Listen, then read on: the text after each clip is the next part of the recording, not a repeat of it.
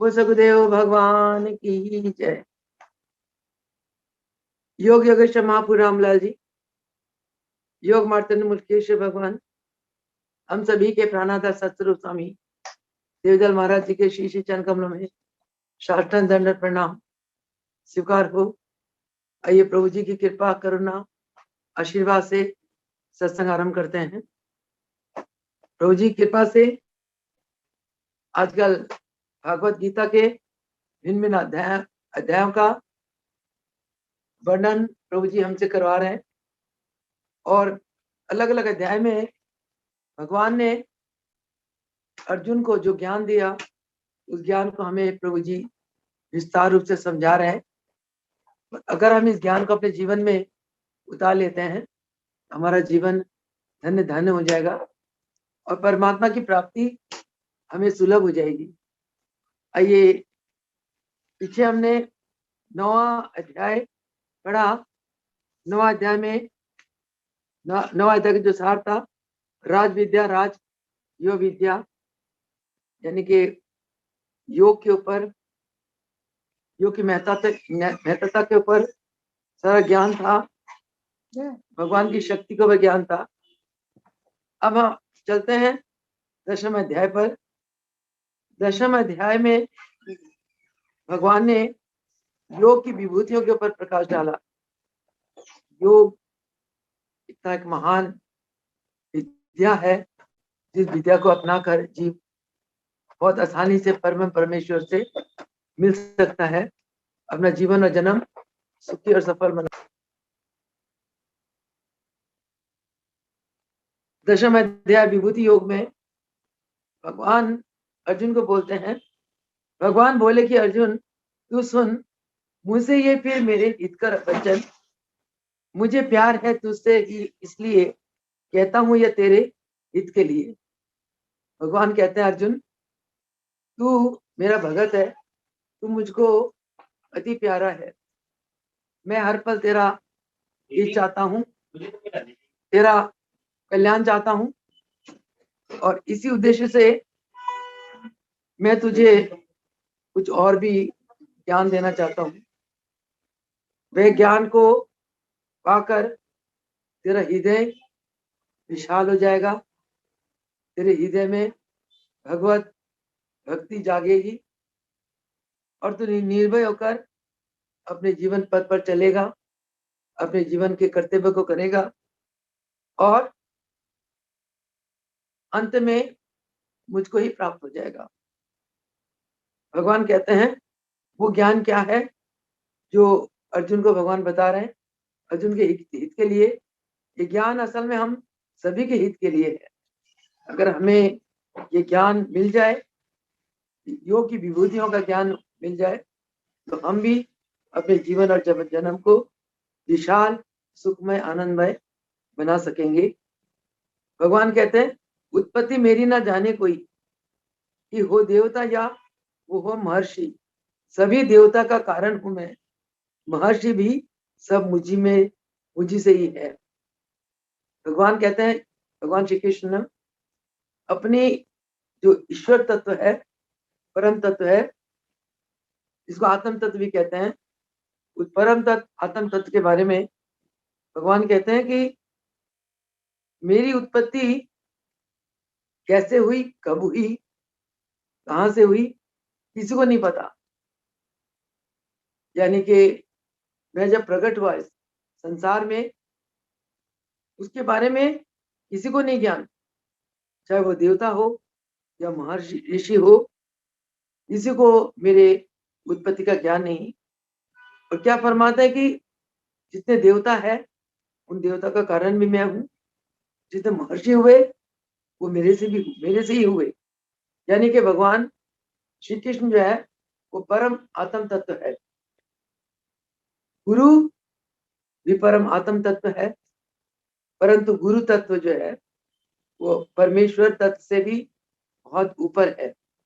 क्योंकि भगवान जीव को अपना स्वरूप नहीं बनाते, भगवान जीव की रक्षा करते हैं, पालना करते हैं, उत्पत्ति करते हैं, संहार करते हैं और जीव को अंग संग रहते हैं। परंतु जीव को अपना स्वरूप नहीं बनाते। जीव को अपना स्वरूप केवल सतगुरु, जो गुरु तत्व है, वो बनाते हैं। इसीलिए गुरु तत्व को ईश्वर तत्व से भी महान कहा गया। गुरु को ब्रह्म के परे, ईश्वर को ब्रह्म कहा गया, गुरु को पार ब्रह्म कहा गया। लेकिन गुरु ब्रह्म से भी ऊपर है, वो गुरु तत्व है। जो गुरु तत्व हमारे योग योगेश्वर महापुरुष रामलाल जी, मुल्केश्वर भगवान, देवीदल भगवान के अंदर है कि वो अपने शरणागत भक्तों के कष्टों को हरकर उन्हें अपना स्वरूप बना देते हैं। ऐसा कोई भी नहीं बनाता, न कोई देवी देवता बनाते हैं। और भगवान हमें अपने कर्मों के, जन्मों के कर्मों के फल भुगतने के लिए हमें खुला छोड़ देते हैं कि तुमने जैसे कर्म करा वैसे फल भुगतो। परंतु गुरु तत्व है, ईश्वर तत्व है, वो हमें हमारे उन कर्मों को काटते हैं और बुरे कर्म करने से हमें रोकते हैं, हमें प्रेरणा देते हैं, राह दिखाते हैं। ये अच्छा कर्म है बेटा, ये करो, ये बुरा कर्म है, ये मत करो। और अभ्यास करो, जिससे तुमने जो जन्मों के कर्म किए, जिस कर्मों का फल हमें इस जन्म में भुगतने को मिलता है, भुगतना पड़ता है, उस कर्मों को काटो, गुरु गुरु बताते हैं। तो आप सोचें गुरु शक्ति कितनी महान शक्ति है, और हम सभी वाकई कितने भाग्यशाली है कि गुरु के शक्ति कि हमने शरण लिए। गुरु की शक्ति के आगे हम नतमस्तक है, वाकई हम कितने भाग्यशाली हैं। कहते हैं महाराज जी फरमाते थे, जब जीव के जन्मों के कर्म, पुण्य कर्म एकत्रित हो जाते हैं, तब जीव को पूर्ण सतगुरु की प्राप्ति होती है। तो इससे आप अंदाजा लगा सकते हैं कि गुरुदेव की हम पर कितनी कृपा है कि कैसे हम लोगों को कहां से गुरुदेव ने ढूंढ के निकाला, अपने चरणों में शरण दिया और दिन रात हमारे कल्याण ही करते रहे। आज भी गुरुदेव ही हमारी हम सबका कल्याण कर रहे हैं। गुरु की कृपा के बिना उनका सत्संग बहुत दुर्लभ है। भाग्यशाली वो जीव है जिनको गुरु का सत्संग मिलता है, गुरु की महिमा के ऊपर आधारित भजन सुनने को मिलते हैं, गुरु की महिमा का वर्णन सुनने को मिलता है, गुरु के दर्शन मिलते हैं, गुरु चरणों की सेवा मिलती है। वो जीव बहुत ही भाग्यशाली है। पूर्ण गुरु इस संसार में, पूर्ण गुरु का मिलना बहुत दुर्लभ है, बहुत मुश्किल है। तो खैर आगे भगवान कहते हैं अर्जुन को, अर्जुन जो जीव मुझको अजन्मा मानता है, मुझे अनादि मानता है और मुझे महाईश्वर, ईश्वर के ऊपर ईश्वर मानते हैं, अर्जुन उस जीव के सभी पाप नष्ट हो चुके हैं, क्योंकि ऐसा जीव ज्ञानी पुरुष होता है। ज्ञानी ही मुझको महाईश्वर मानते हैं। ज्ञानी मुझे अजन्मा, यानी कि मैं जन्म और मृत्यु से रहित हूँ, अनादि, मैं आदि काल से चलता आ रहा हूँ। ऐसा ज्ञान केवल ज्ञानी के अंदर है। तो ऐसा ज्ञानी ये अर्जुन सभी पाप नष्ट हो जाते हैं। देखो हमारे पर प्रभु जी की कृपा देखो, प्रभु जी अपनी चरणों की सेवा देकर हमारे पाप नष्ट कर देते हैं, जन्मों के कर्मों को धो देते हैं, प्यार देकर, आशीर्वाद देकर, तरह तरह की युक्तियों से प्रसाद देकर हमारे गुरुदेव हमारे जन्मों के कर्मों को धो देते हैं और हमें हर प्रकार के दुख और कष्टों से बचाते हैं। इतने महान है हमारे गुरु, क्योंकि ज्ञान, ध्यान, कर्म, भजन, तप, त्याग तो हमारे अंदर कुछ भी नहीं है, परंतु फिर भी गुरु की कृपा, उनकी दया देखो कितनी महान है। अर्जुन का तो कल्याण करने के लिए भगवान अर्जुन को ज्ञान दे रहे हैं, उपदेश कर रहे हैं।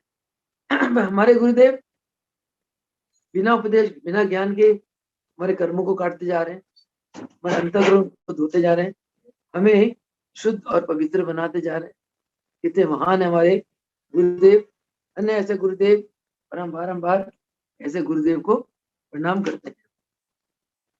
आगे कहते हैं कि इंसान के अंदर जो मोह रहित भाव है अर्जुन, और जो बुद्धि है इंसान के अंदर, जो ज्ञान है, जो सद्गुण है, सत्य, क्षमा, संयम, दम, ये जितने सद्गुण है, जितने सद्गुणी भाव है अर्जुन, ये सब भाव मैं ही पैदा करता हूँ जीव के अंदर।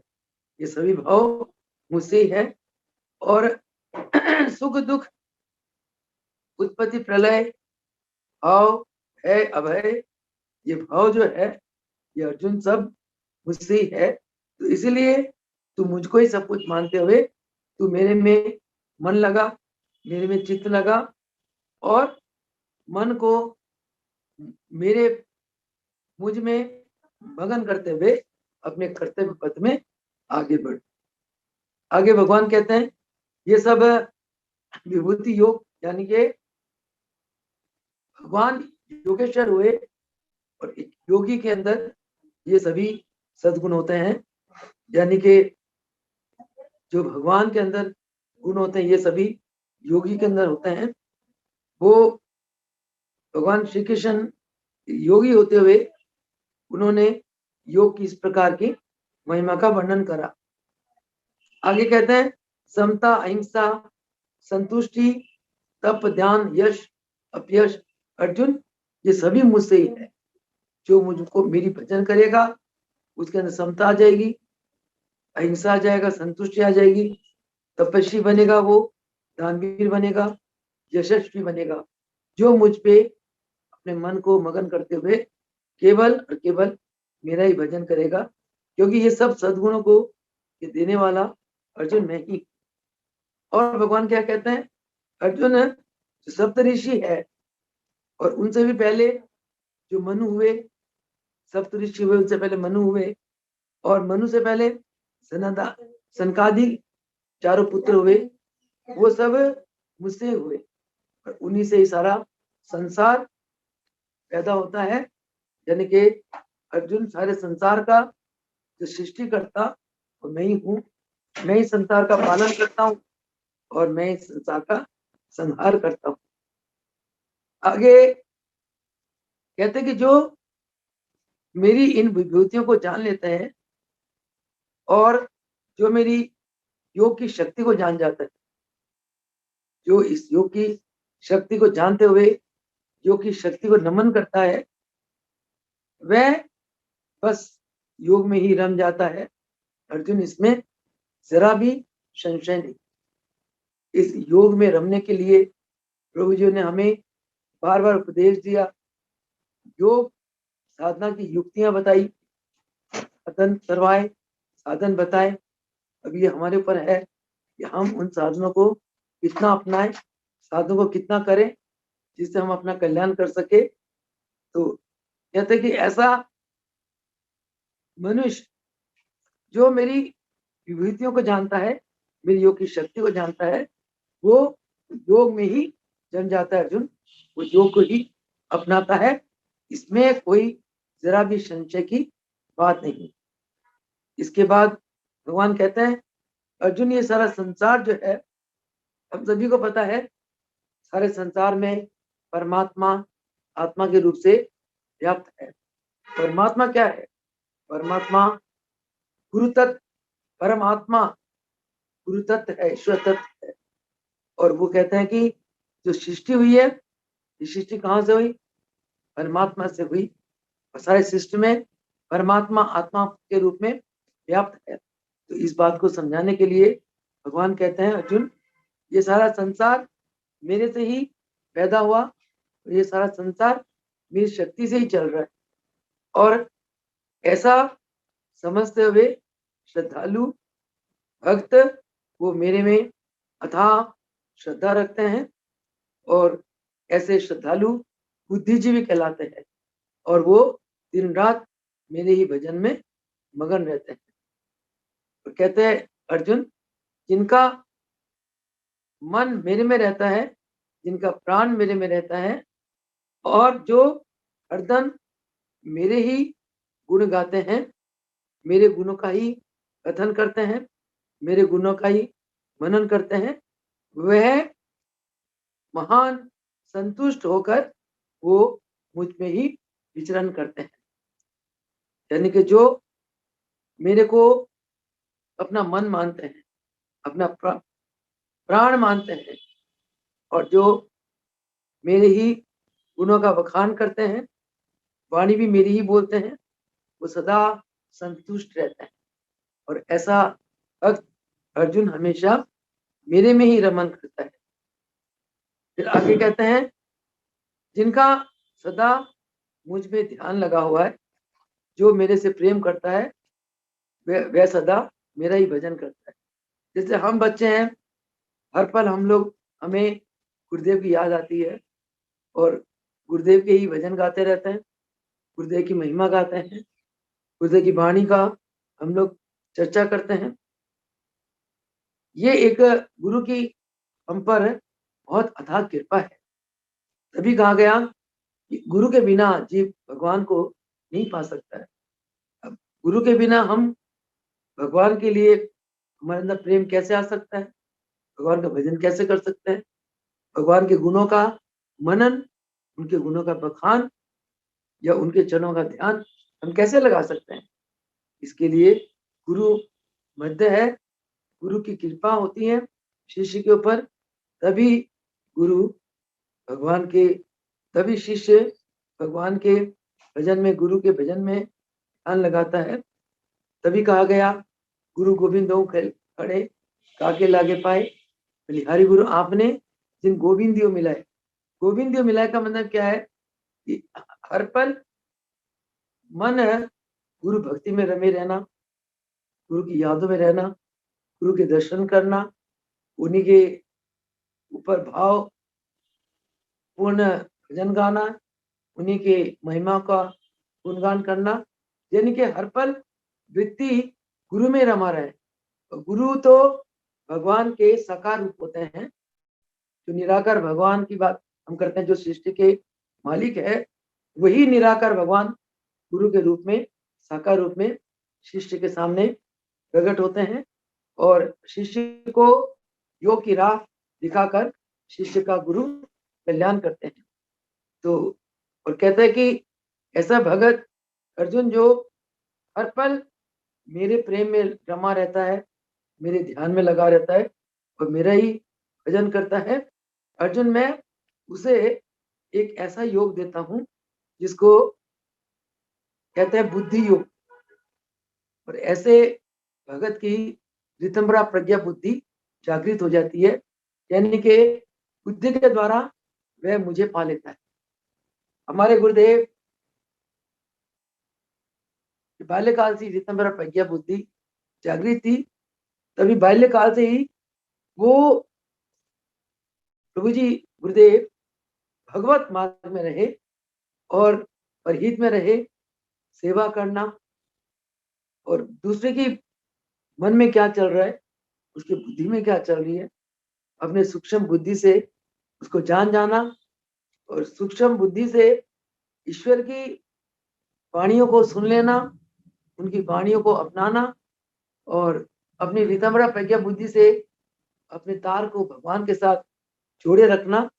ये हमारे ऐसे सद्गुण है, ऐसे विभूति गुरुदेव के जीवन में बाल्यकाल से ही थी, जो हमें सुनने में आया गुरुदेव के श्रीमुख से भी और अन्य भक्तों के श्रीमुख से भी।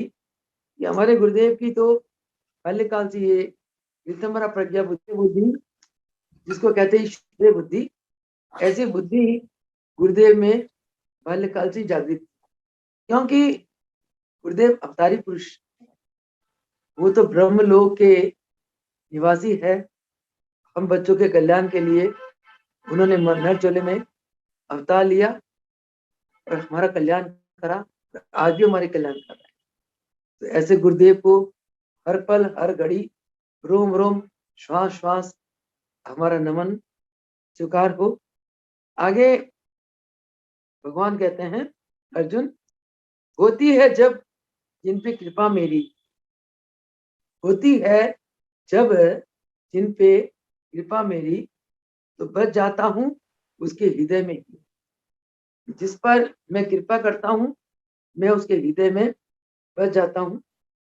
दीपक जला ज्ञान का उसमें तब, दीपक जला ज्ञान का उसमें तब, करूं नष्ट में उसका अज्ञान सब। उसके अंदर ज्ञान का दीपक जलाकर अर्जुन, मैं उसके अज्ञानता को नष्ट कर देता हूं। भगवान करते हैं। आप देखो, कोई भगवान वाला कार्य हमारे गुरुदेव हमारे लिए करते हैं। कहते हैं कि गुरु जब शिष्य को नामदान देते हैं, गुरु हवा की तरह शिष्य के अंदर प्रवेश कर जाते हैं और अपनी दिव्य शक्तियों को शिष्य के अंदर डालकर उसके हृदय की ज्योत जला देते हैं। यानी कि जो भी शिष्य गुरु के शरण में आ गया, गुरु उसके हृदय में प्रवेश कर जाते हैं। जैसे भगवान कृष्ण कह रहे हैं अर्जुन को कि जिस पर मेरी कृपा होती है मैं उसके हृदय में बस जाता हूँ और उसके हृदय में ज्ञान की ज्योत जलाकर मैं उसकी अज्ञानता को अर्जुन नष्ट कर देता हूँ। हमारे गुरुदेव को देखो, जो भी शरण में आ जाता है महाराज को प्रणाम करता है, महाराज से प्रेम करता है, महाराज के चरण में की सेवा करता है। महाराज कितने दया के सागर, हर एक जीव के ऊपर महाराज जी बिना कारण कृपा करते हैं। ऐसे गुरु इस संसार में, इस तीन लोक में मिलना बहुत दुर्लभ। तो इसीलिए आगे भगवान की ये वाणी सुनकर अब अर्जुन बोलता है, परम ब्रह्म हो तुम, परम धाम हो, परम ब्रह्म हो तुम। हे प्रभु, हे मधुसूदन, तुम परम ब्रह्म हो, तुम परम धाम हो। पवित्र परम भी कहे आपको, आप पवित्र है, आप परम है, परम आदरणीय है, परम वंदनीय है, परम पूजनीय है। अविनाशी दिव्य पुरुष हो तुम्ही। ये प्रभु, आप अविनाशी है, आप दिव्य पुरुष है, अनादि अजन्मा सर्वव्यापी भी। आप अनादि है, आप अजन्मा है, आप सर्वव्यापी है। कहते हैं सारे ऋषि ऐसा ही, कहते हैं सारे ऋषि ऐसा ही, नारद असित व्यास केवल सभी, देवल सभी। सभी ऋषि मुनि, नारद, देव देवता, व्यास महान ज्ञानी पुरुष, सभी ऐसे कहते हैं भगवान आपके लिए। प्रभु आप खुद भी तो मेरे लिए स्वरूप अपना बता ये रहे कि आपका जो स्वरूप है, जिस स्वरूप को ऋषि मुनि, नारद, देवी देवता सब जानते हैं, ये प्रभु आप अपने श्री मुख से मुझको ऐसा स्वरूप तो बता ही रहे हो। आगे कहते हैं, पर केशव, भगवान को अर्जुन ने सखा भी माना, भगवान भी जाना, प्रेम भी करा, यानी कि सारे रिश्ते भगवान के साथ रखे अर्जुन ने। तभी भगवान अर्जुन को पंच पांडव में से बहुत ज्यादा प्यार करते थे। आगे कहते हैं, पर केशव, हाँ आपने जो मुझे सच मानता हूं मैं बिल्कुल इसे। केशव, आपने मुझे अपने बारे में जो कुछ कहा, आप अनादि है, आप अजन्मा है, आप अविनाशी है, आप कारण है, आप सब कुछ है, ये आपने मुझे ऐसा कहा, मैं मानता हूँ बिल्कुल ठीक है। स्वरूप ऐसा मगर आपका ना जाने असुर ना इसे देवता। पर आपका जो ये स्वरूप है, ये ना असुर जानते हैं ना देवता जानते हैं। सब प्राणियों के रचेता प्रभु, स्वामी सभी के भी तुम ही तो हो। इस सब प्राणियों के रचने वाले, आप हैं, सबके स्वामी आप हैं, आप प्रभुओं के प्रभु हैं, पुरुषोत्तम हो, देवों के देव, पुरुषों में आप भगवान उत्तम हो, आप देवों के देव हो, अपने को ही अपने को हो जानते आप ही। आप क्या है,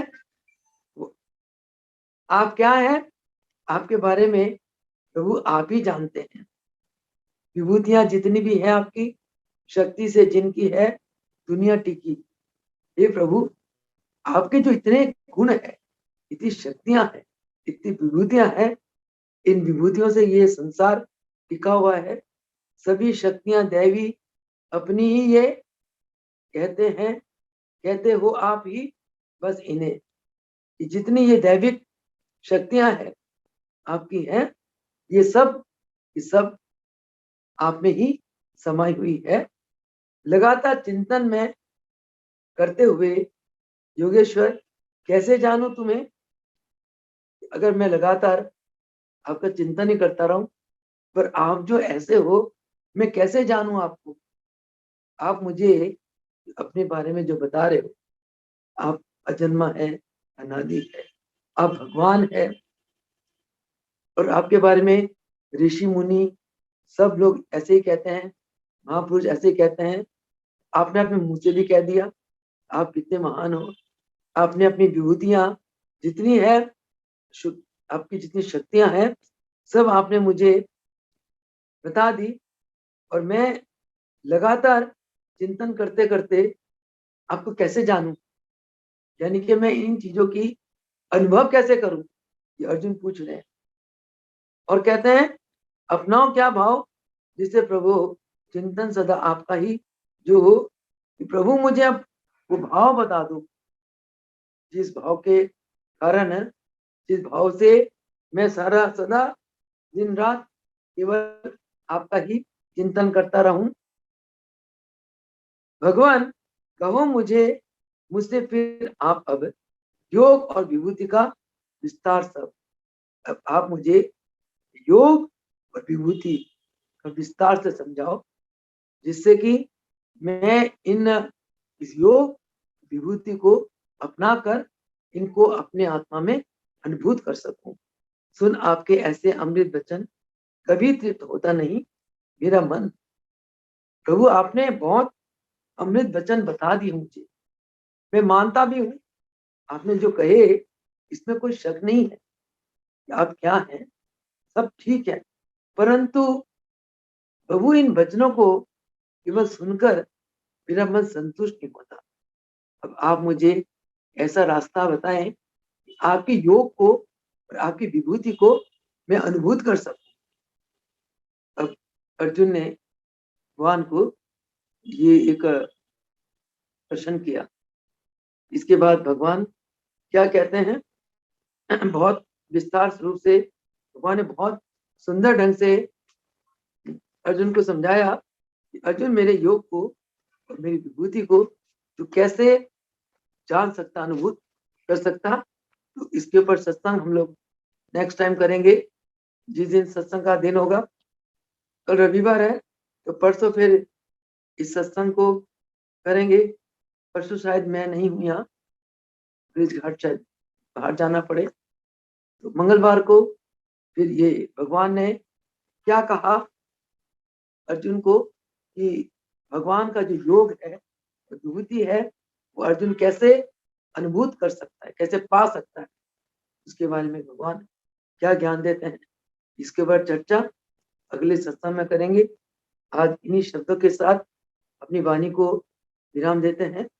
और जब अर्जुन ने भगवान को जो ये पूछा कि भगवान इन चीजों का मैं कैसे अनुभूत करूं। अब देखो हमारे महाराज जी, हमारा जो योगेश्वर भगवान का जो मिशन है, ये कितना महान है। क्यों, उस युग में इतना ज्ञान, भगवान स्वयं ज्ञान दे रहे अर्जुन को, फिर भी अर्जुन पूछ रहा है कि इन चीजों को मैं कैसे, मन में ऐसे सुन के तृप्त नहीं होता। जब इन चीजों को मैं अपने हृदय में उतार लूंगा, अपने अंदर अनुभूत को करूंगा, तभी मेरा मन तृप्त होगा। और हमारे मिशन में देखो महाराज जी की जो ईश्वरीय शक्तियां हैं, हम बच्चे कैसे अनुभूत करते हैं। हम लोग के साथ इतनी अलौकिक घटनाएं घटित होती है, पल पल। शब्द, हमारे पास शब्द नहीं है। आजकल प्रभु जी वो भक्तों के कलम से जो भक्तों ने अनुभूतियां लिख के दी है, उसकी आजकल छपाई हो रही है, उसकी रीडिंग चल रही है। तो एक एक भगत की ऐसी ऐसी अनुभूतियां हैं कि भगत कितने कष्ट में होते हैं और भगवान को पुकारते हैं, तो भगवान कैसे कष्ट हर लेते हैं और कैसे उस भगत को भगवान एहसास कराते हैं कि मैं ईश्वरीय शक्ति हूँ और मैं तुम्हारे साथ हूँ, तुम्हारे सारे कार्य कार्य कर रहा हूँ। भगत अनुभूत करते हैं और हम और आपके अंदर इतना हर पल महाराज जी की हम लोग समीपता महसूस करते हैं, इसलिए हम लोग अंतरात्मा हमारा संतुष्ट है, शांत है। क्योंकि एक ऐसे गुरु का जब हमें प्यार मिलता है, ऐसी गुरु की जो रहमत मिलती है, ऐसी गुरु की जब हमें दया मिलती है, करुणा मिलती है, तो हम हमारे अंतरात्मा गदगद हो जाती है, तृप्त हो जाती है और जीवन में जीवन को जीने का एक महान एक ईश्वरीय आनंद की अनुभूति होती है। ये गुरु की महान कृपा है हम बच्चों पर। और इन बातों से गुरुदेव हर पल हर एक भगत के जीवन में जो अलौकिक घटनाएं घटित करवा रहे हैं, उससे हर एक भगत गुरुदेव की ईश्वरीय पावर को, योग की शक्ति को, योग की विभूतियों को हर एक भगत इस बात को एहसास करता है, महसूस करता है। ये महसूस कराने वाले कौन है? स्वयं गुरुदेव। हम लोग ना अर्जुन की तरह इतने ज्ञानी है, इतने ध्यानी है, न इतने भगत है, बस सुबह शाम दिन रात मत्था टेकते हैं, गुरुदेव की यादों में रहते हैं और गुरुदेव की ध्यान में बैठ जाते हैं।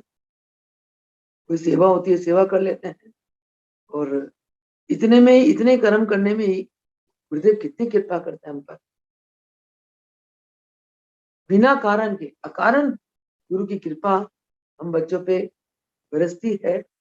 इसका मतलब ये हम पात्र नहीं भी है, फिर भी गुरु दया करते हैं। तो इसमें हमारे गुरुदेव की बहुत महानता है। ऐसे गुरु आए संसार में, अज्ञानी दृष्टि ने उनको पहचान, अज्ञानी दृष्टि उनको पहचान नहीं पाए। अज्ञानी दृष्टि के कारण उनके वास्तविक स्वरूप से हम लोग दूर रहे। परंतु वही महाराज जी की वाणी सच हुई कि जब दयाला अगले लोक में निकल जाएगा, तब दयाला की जो ईश्वरीय पावर है, विभूतियां हैं, तुम बच्चे तब एहसास करोगे, तब मानोगे। वाकई ये बात बिल्कुल सच है। महाराज जी ने धर चोला में आकर नर की तरह लीलाएं करी। आज वो ईश्वरीय स्वरूप में हर एक भगत के साथ खड़े हैं, हर एक भगत के अंतरात्मा में विराजमान है, हर एक को राह दिखाते हैं, हर एक को अंतरात्मा में, हर एक के अंदर ईश्वरीय भाव भरते हैं, प्रेम भरते हैं और हर एक भगत को योग की राह में चलने के लिए महाराज जी प्रेरणा देते रहते हैं, हर एक को देते हैं। अगर कोई भगत इन प्रेरणाओं को महसूस नहीं करता है, इसका मतलब उनकी आस्था में या विश्वास में कमी है, गुरु भक्ति में कमी है। तो इसलिए हमें हमारी भक्ति गुरु के प्रति अचल होना चाहिए, अथाह होना चाहिए। हमारा अंतरात्मा गुरु के चरणों के प्रति पूर्ण रूप से निष्ठावान, श्रद्धावान होना चाहिए। श्रद्धा इति लभ्यते, जो भगवान को केवल हम श्रद्धा से ही पा सकते हैं, भाव से पा सकते हैं। श्रद्धा, विश्वास, आस्था जितना हमारे अंदर गुरु के प्रति होगी, उतना ही हम उनकी रहमत को प्राप्त करेंगे। श्रद्धा, विश्वास, आस्था को बढ़ाने के लिए हमें नित्य प्रति अभ्यास करना चाहिए। जितना अभ्यास करेंगे, हम अपनी अंतरात्मा की तरफ जाएंगे, अंतरात्मा से जुड़ेंगे। जितनी अंतरात्मा जुड़ेंगे, उतनी गुरुदेव की महान एक विशाल दिव्य स्वरूप ज्ञान हमें होगा, हमें पता चलेगा कि गुरुदेव कौन सी ईश्वर शक्ति के मालिक है, और उसी भाव से फिर हम उनको पूजने लगते हैं। जितना गुरुदेव को ईश्वरीय भाव से पूजते हैं उतनी गुरु की रहमत बरसती है। ये तो गुरु गीता में भी लिखा हुआ है। भगवान शंकर ने माँ पार्वती को ऐसा ज्ञान दिया, जो गुरुदेव ब्रह्म सम जाने सर्वरूप गुरु को ही पहचाने, उन पर गुरु की कृपा है प्यारी, ऐसे प्रश्न करे उपकारी। धन्य है जो गुरु सेवा करते, गुरु चरणों पर ये सिर धरते, उनका जन्म सार्थक जान, उन उद्धारक उनको मानो, ईश्वर सम गुरुदेव उनको धन्य धन्य कहती। तो ये भगवान शंकर ने गुरु गीता में गाया माँ पार्वती को, गुरु की महिमा को बताते हुए। इसीलिए हमें दिन रात लग जाना चाहिए गुरु की भक्ति में। एक पल, एक श्वास भी उनकी यादों के बिना, उनके नाम के बिना वृथा नहीं गंवाना चाहिए। काम करते करते बस प्राणों में गुरु मंत्र का जाप करते रहो, महामंत्र का जाप करते रहो, उसमें कल्याण हो जाएगा। इन्हीं शब्दों के साथ आज के सत्संग को समाप्त करते हैं। वो सगुदेव भगवान की जय। प्रभु जी का बहुत बहुत शुक्राना है कि प्रभु जी कैसे कैसे ज्ञान हमें देते हैं, कैसे कैसे हमारे अंतरात्मा को धोते हैं, अंतकरण को धोते हैं। हर पल हमारे रोम रोम, श्वास श्वास उन चरणों का शुक्राना गाना चाहिए। वो सगुदेव भगवान की जय। बोले योगेश्वर महाप्रभु रामलाल जी की जय हो। कृष्ण भगवान की जय हो। भगवान की जय। जय मासी जी।